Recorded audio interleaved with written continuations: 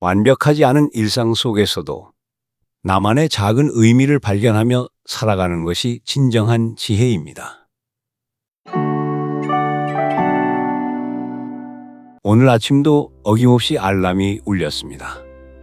눈을 뜨자마자 스마트폰을 확인하고 샤워하고 급하게 아침을 먹고 출근길에 올라섭니다.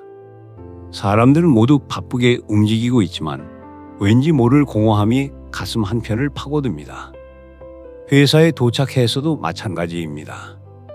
메일을 확인하고 회의에 참석하고 업무를 처리합니다. 겉으로는 성실한 직장인이지만 속으로는 이런 생각이 듭니다. 내가 지금 뭘 하고 있는 걸까? 이 일이 무슨 의미가 있을까? 통계청 자료에 따르면 30대 직장인의 75%가 번아웃 증후군을 경험한다고 합니다. 또한 직장인 85%가 업무에서 의미를 찾지 못한다는 조사 결과도 있습니다. 혼자만의 고민이 아니라는 것이죠. 그런데 이상한 일입니다. 왜 우리는 괜찮은 척 할까요? 주변에서는 모두 잘 사는 것처럼 보입니다. SNS에는 행복한 순간들만 가득하고 친구들은 성공만 이야기합니다. 나만 이렇게 허무하고 공허한 건 아닐까 하는 생각에 우리는 더욱 괜찮은 척 하게 됩니다. 하지만 철학자들은 이미 오래전부터 이런 감정에 대해 깊이 고민해 왔습니다. 19세기 독일의 철학자 니체는 이렇게 말했습니다. 신은 죽었다. 더 이상 절대적인 가치나 의미가 존재하지 않는 시대가 왔다는 것이죠. 전통적인 종교나 도덕이 힘을 잃으면서 인간은 스스로 의미를 만들어가야 하는 시대에 살게 되었습니다. 이런 상황을 니체는 허무주의라고 불렀습니다. 그런데 니체는 이 허무주의를 부정적으로만 본 것이 아닙니다. 오히려 새로운 가능성의 시작이라고 봤습니다. 정해진 의미가 없다면 우리가 스스로 의미를 만들어갈 수 있다는 것이죠. 프랑스의 철학자 알베르 카미도 비슷한 고민을 했습니다. 카미는 인간의 삶이 본질적으로 부조리하다고 말했습니다. 우리는 의미를 찾으려 하지만 세상은 명확한 답을 주지 않죠. 마치 큰 바위를 산 위로 굴려 올리는 시시포스처럼 끝없이 반복되는 일상 속에서 살아가야 합니다. 그런데 카미는 이렇게 결론지었습니다. 시시포스가 행복하다고 상상해야 한다. 의미 없어 보이는 일상이라도 그 과정 자체에서 우리는 삶의 가치를 발견할 수 있다는 것입니다. 덴마크의 철학자 키르케고르는 한 걸음 더 나아갔습니다. 그는 인간이 느끼는 절망과 불안을 실존적 체험이라고 불렀습니다. 이런 감정들이 우리를 진정한 자아로 이끌어준다는 것이죠. 키르케고르가 말하는 절망에는 3단계가 있습니다. 첫 번째는 자신이 절망하고 있다는 것조차 모르는 단계. 두 번째는 절망을 인식하지만 그것에서 벗어나려 하지 않는 단계. 세 번째는 절망을 인식하고 그것을 통해 진정한 자아를 찾으려는 단계입니다. 지금 이 순간 여러분이 느끼는 공허함이나 허무함은 키르케고르가 말하는 3번째 단계일 수 있습니다. 진정한 자아를 찾아가는 과정 말입니다. 그런데 동양 철학에서는 이런 고민을 조금 다르게 접근합니다. 장자는 무의자연이라는 개념을 제시했습니다. 억지로 의미를 만들려 하지 말고 자연의 흐름에 따라 살아가라는 것입니다. 물이 높은 곳에서 낮은 곳으로 자연스럽게 흘러가듯이 우리 삶도 무리하지 않는 선에서 자연스럽게 흘러가는 것이 지혜롭다는 가르침입니다. 장자는 이런 이야기를 남겼습니다. 한 나무꾼이 거대한 나무를 발견했는데 그 나무는 너무 구불구불하고 옹이가 많아서 쓸모가 없어 보였습니다. 그런데 바로 그 쓸모없음 때문에 그 나무는 베어지지 않고 오랫동안 살아남을 수 있었다는 것입니다. 우리가 지금 느끼는 무력감이나 의미 없음도 마찬가지일 수 있습니다. 세상의 기준으로는 쓸모없어 보일지 몰라도 그것이 우리를 진정한 삶으로 이끌어주는 지혜일 수 있다는 것이죠. 유교의 중용 사상도 비슷한 메시지를 줍니다. 중용이란 극단에 치우치지 않는 균형 잡힌 삶을 의미합니다. 너무 높은 목표에 연연하지도 말고 너무 낮은 곳에 안주하지도 말라는 것입니다. 공자는 이렇게 말했습니다. 군자는 중용을 택하고 소인은 중용에 반한다.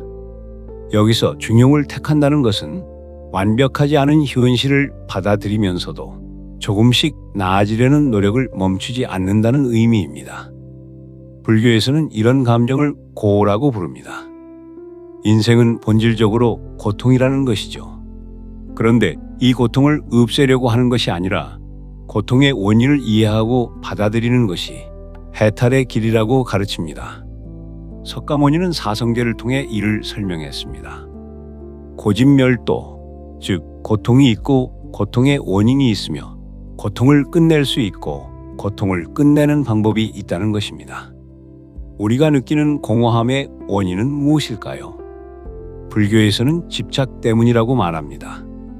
특정한 결과나 성과에 집착하기 때문에 고통이 생긴다는 것입니다. 그렇다면 우리는 어떻게 살아야 할까요? 첫째, 작은 것에서 의미를 찾아보세요. 빅터 프랭클은 나치 수용소에서도 삶의 의미를 잃지 않았습니다. 그는 이렇게 말했습니다.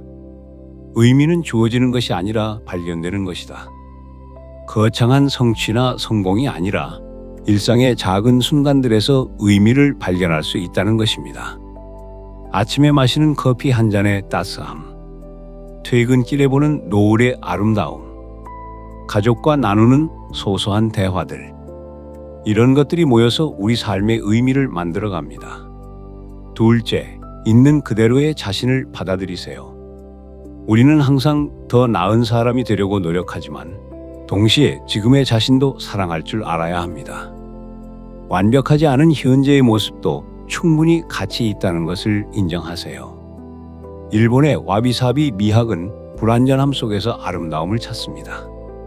깨진 도자기를 금으로 메우는 킨치기처럼 우리 삶의 상처나 부족함도 또 다른 아름다움이 될 수 있습니다.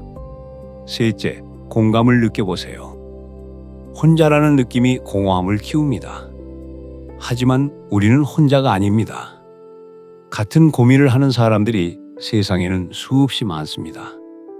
가족, 친구, 동료들과 진솔한 대화를 나누어 보세요. 괜찮은 척하지 말고 솔직한 마음을 표현해 보세요. 그럴 때 비로소 진정한 연결을 느낄 수 있습니다. 넷째, 과정 자체를 즐기세요.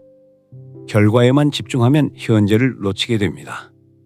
목적지도 중요하지만 여행하는 과정 자체가 삶입니다. 매일 똑같은 일상이라도 그 속에서 작은 변화나 새로운 발견을 찾아보세요. 같은 길을 걷더라도 오늘은 어제와 다른 것들을 볼 수 있습니다. 다섯째, 나만의 리듬을 찾으세요. 남들의 속도에 맞추려 하지 마세요. 빠르게 달려야 할 때도 있고 천천히 걸어야 할 때도 있습니다. 자신에게 맞는 속도를 찾는 것이 중요합니다. 마지막으로 지금 이 순간을 소중히 여기세요. 과거를 후회하거나 미래를 걱정하는 시간을 줄이고 현재에 집중해 보세요. 지금 이 순간을 살아갈 때 삶은 더욱 풍성해집니다. 프랑스의 철학자 사르트르는 인간은 자유롭도록 선고받았다고 말했습니다. 자유롭다는 것은 때로는 무거운 책임이기도 하지만 동시에 무한한 가능성이기도 합니다. 여러분이 지금 느끼는 공허함이나 허무함은 새로운 시작의 신호일 수 있습니다. 정해진 길이 없다면 우리가 직접 길을 만들어가면 됩니다. 괜찮은 척 하지 마세요. 완벽하지 않아도 괜찮습니다. 지금 이 순간 있는 그대로의 여러분도 충분히 소중하고 의미 있는 존재입니다. 그런 의미에서 구독과 좋아요를 눌러 여러분의 존재를 증명해 볼까요? 오늘의 이야기는 여기까지입니다. 감사합니다.